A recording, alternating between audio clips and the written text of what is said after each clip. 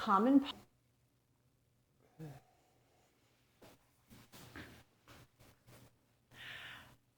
problem with posture right now is that everyone's head is coming forward and the scapulas are moving away from the spine, migrating around the rib cage.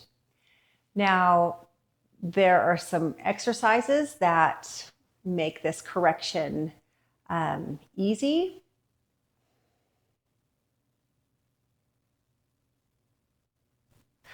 I want to give you some exercises to help strengthen between the shoulder blades so that you're able to pull your scapulas closer together, closer to the spine, instead of allowing them to migrate around the rib cage, making the rhomboids weak and overstretched.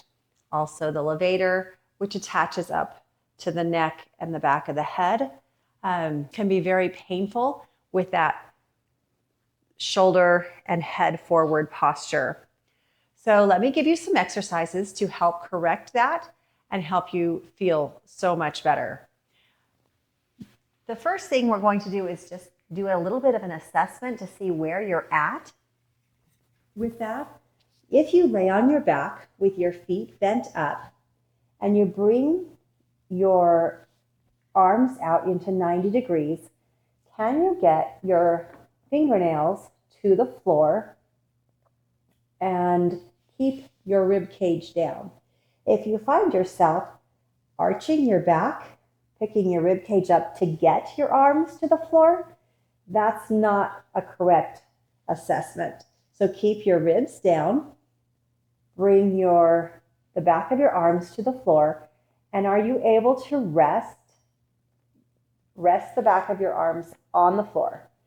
Then are you able to slide up, keeping your fingernails on the floor, and then come back to 90, again keeping your ribs down and on the floor.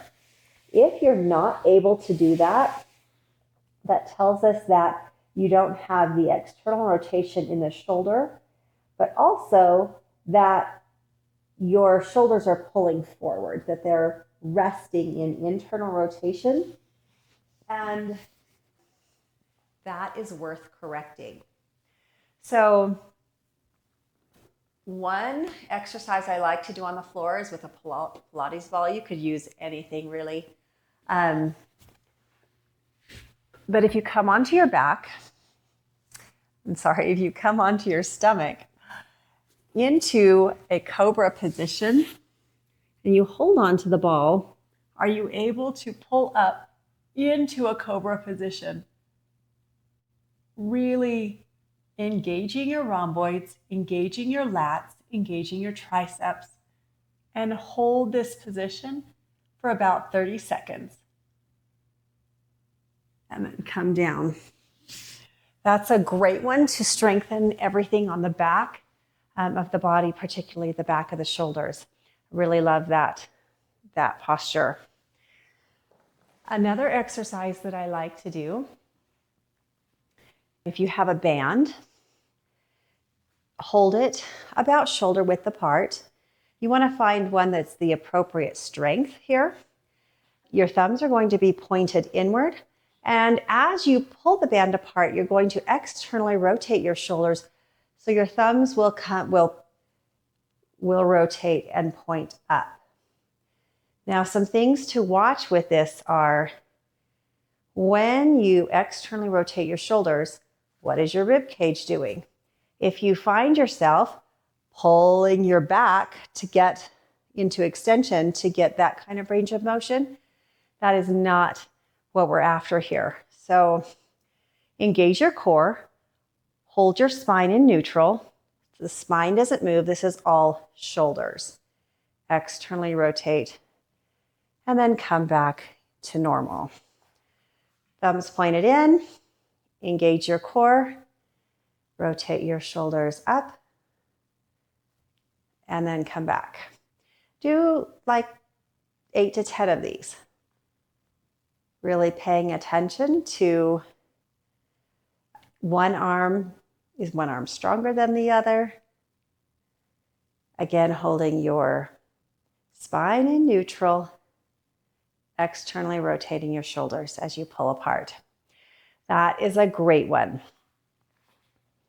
Another one that I like to do is with a stretch strap. And this is just kind of to loosen up your shoulders and give you an idea of the range of motion. Now, if you have a very shoulder forward posture, if you're spending a lot of time in internal rotation at the humerus joint, then you will not be able to externally rotate because you just won't have the space in the joint capsule. So this might be something that you work up to as you change the shape and position, the resting position of the shoulders. You can go as wide as you need to with the goal of gradually being able to move your hands closer to each other as you run through range of motion. The next one that I like to do, that's just kind of to warm up the joint. If you hold as close as you can, you may need to start wide and work up to moving closer together with palms facing backwards. You're going to bend your knees and bring your arms up over your head. And you're going to spend some time here allowing the shoulders to come up towards the back of the head and release the traps. It's a great counter posture, a great way to release the traps. Also strengthen the rhomboids between the shoulder blades. Then as you push up through your feet, hold your arms high. Don't allow them to come down. Really pull the strap apart and feel the engagement of the lats, the engagement of the rhomboids, and the engagement of the triceps. And then come down. That is a great way to strengthen everything on the back of the body, really providing a counter posture to that forward curl that we're all trying to get out of. So give those exercises a try. Build everything on the back and consciously create a better posture that feels better, that also looks more beautiful.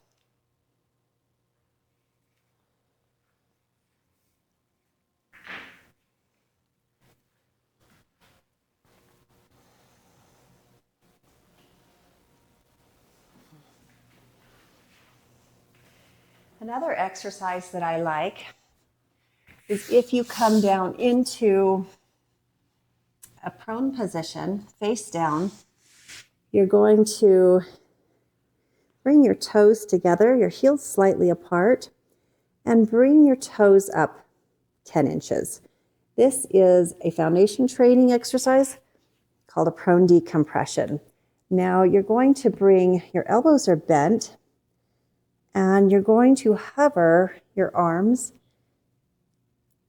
parallel to the floor. Now in this position, you're paying attention to a few things. Your core is very engaged here. You're making the back of your neck long, so you're not looking up. You're keeping the back of your neck long. Now, as you hold your arms parallel to the floor, core engaged, you're going to tap the elbows and then come up.